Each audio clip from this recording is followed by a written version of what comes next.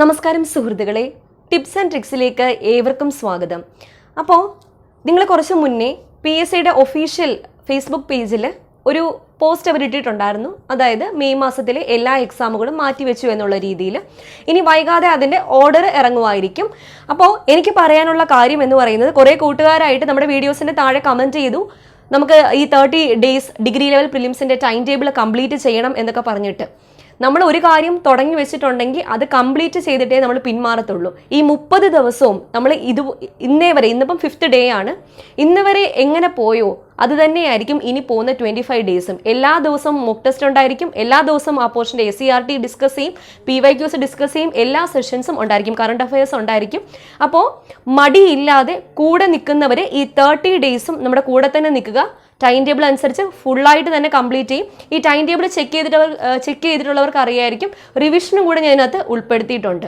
അപ്പോൾ ഇതിൻ്റെ ബെനിഫിറ്റ് എന്ന് പറയുമ്പോൾ 30 ദിവസം ആകുമ്പോഴത്തേക്കും നമ്മൾ ഈ പോർഷൻസ് എല്ലാം പഠിച്ചു കഴിഞ്ഞു. പിന്നെ എപ്പോൾ എക്സാം വന്നാലും നമ്മൾ റെഡിയാണ് എക്സാം എഴുതാൻ. എന്തായാലും ജൂലൈ ഒക്കെ ആകുമ്പോൾ തന്നെ എക്സാം കാണും. ഈ ഒരു സിലബസ് പഠിക്കുന്നതിൻ്റെ വേറൊരു ഗുണം എന്ന് പറഞ്ഞാൽ നമുക്ക് ഏത് എക്സാം വരുമ്പോഴും അറ്റൻഡ് ചെയ്യാം. LDC മെയിൻസിൻ്റെയൊക്കെ സിലബസ് ഇത് തന്നെ ആയിരിക്കും. അഡീഷണൽ ആയിട്ട് എൻഷൻ ഇന്ത്യ, എൻഷൻ കേരള അതൊക്കെ തന്നെ ആഡ് ചെയ്യത്തുള്ളൂ. അപ്പോൾ ഈ പോർഷൻസ് നമുക്ക് കിട്ടിയ ബെനിഫിറ്റ് ആണിത്. മനസ്സിലായല്ലോ? അടുത്ത മാസം എക്സാം ഇല്ലെങ്കിൽ നമുക്ക് പഠിക്കാൻ കുറച്ചും കൂടെ സമയം കിട്ടി എന്ന് വിചാരിക്കുക. ഈ ടൈം ടേബിൾ നിങ്ങൾ ഡ്രോപ്പ് ചെയ്യരുത്. നമ്മുടെ ചാനലിലും ഇത് ഡ്രോപ്പ് ചെയ്യത്തില്ല. എല്ലാ ദിവസവും ഈ 30 ഡേയ്സും ടെസ്റ്റും അതുപോലെ ക്ലാസ്സസും ഉണ്ടായിക്കൊണ്ടേയിരിക്കും. ദിവസം 3 വീഡിയോസ് വെച്ച് തന്നെ ഞാൻ ഇപ്പോൾ ഇടുന്നുണ്ട്. അപ്പോൾ എല്ലാവരും കാണുക.